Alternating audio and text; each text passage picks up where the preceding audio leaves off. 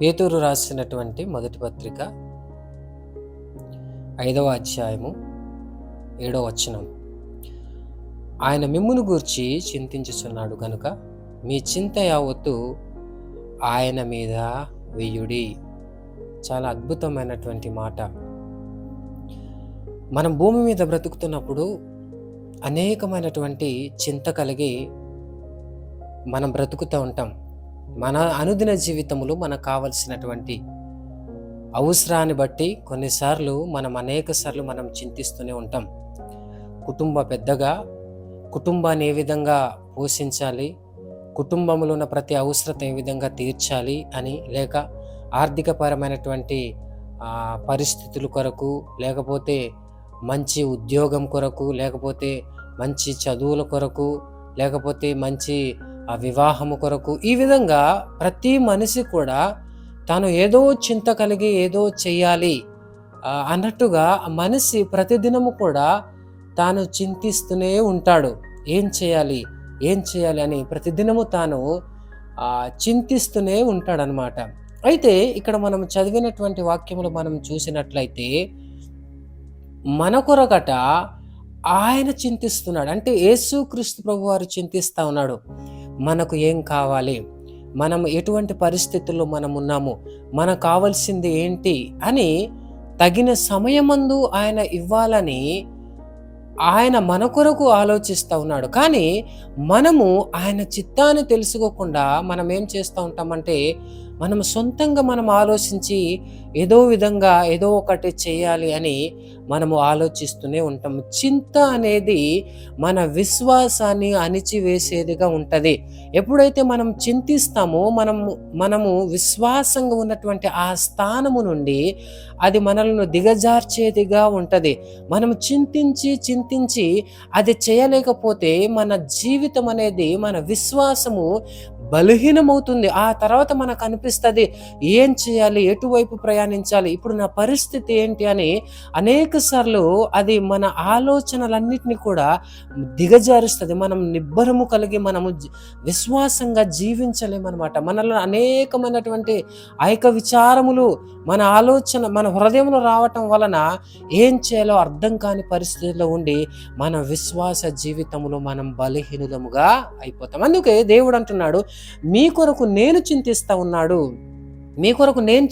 ఉన్నాను, మీరు చింతించవద్దు, మీరు నిబ్బరమైనటువంటి మనసు కలిగి మీరు ఉండండి అని దేవుడు చెప్తుంటే, మనం మాత్రము మన వ్యక్తిగత విషయాల కొరకు మనం అనేక సార్లు మనము చింతిస్తూనే ఉంటాము. చూడండి, ఒక చిన్న ఉదాహరణని మీకు చూపించాలని అనుకుంటున్నాను. మార్కు సువార్త 4వ అధ్యాయము 38వ వచనములో మనం చూసినట్లయితే ఇక్కడ మనకు ఒక చిన్న స్టోరీ మనకు కనిపిస్తుంది. ఆయన దోనె అమరమున తలగడ మీద తల వాల్చుకొని నిద్రించుచుండెను.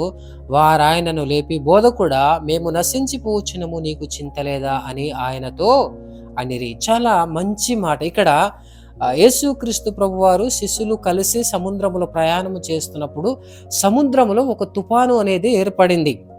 అయితే ఇక్కడ ఆలోచించండి, ఆ తుఫానులో యేసుక్రీస్తు ప్రభువారు వారితో కూడా ఉన్నారు.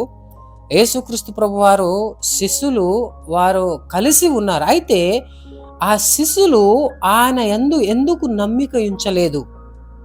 ఆయన ఆ దోణిలో నెమ్మది కలిగి నిద్రపోయినట్లు శిష్యులు ఎందుకు ఆయనతో పాటు నెమ్మది కలిగి నిద్రపోలేదు? ఒకవేళ వారు కూడా నెమ్మది కలిగి నిద్రపోయి ఉంటే ఆ రాత్రి అట్టగానే గడిచిపోయి ఉండేది. కానీ వారు ఆ నిద్రపోలేదు. అంటే ఏం జరుగుతుందో అర్థం కానటువంటి పరిస్థితుల్లో వాళ్ళు సతమతం అవుతున్నారు. వాళ్ళు చూస్తున్నటువంటి ఏంటంటే పొంగుతున్న సముద్రము వారిని భయపెట్టింది. కానీ ఒకటి వారు గుర్తించలేకపోయారు, ఈ సముద్రము కంటే, ఈ పొంగుతున్నటువంటి అలల కంటే కూడా దేవుని మాట చాలా శ్రేష్టమైనదని, దేవుని మాట చాలా ఉన్నతమైనదని ఆయన యందు విశ్వాసం ఉంచలేకపోయారు. దేవుడు ఏమన్నాడు? కలుగునుగాక అన్నాడు. ఆయన మాట ద్వారా సమస్తాన్ని కలిగింది కదా. శిష్యులు ఎందుకు ఆయన మీద నమ్మకం ఉంచలేకపోయారంటే వారు దేవుని మీద కంటే వారి అంతట వారే నమ్ముకున్నారు. అందుకే మేము నశించబోతున్నాము, మమ్మల్ని రక్షించు అని అంటున్నారు. ఎవరైతే తమంతట తాముగాని నమ్ముకుంటారో వారు మాత్రమే భయపడతారు.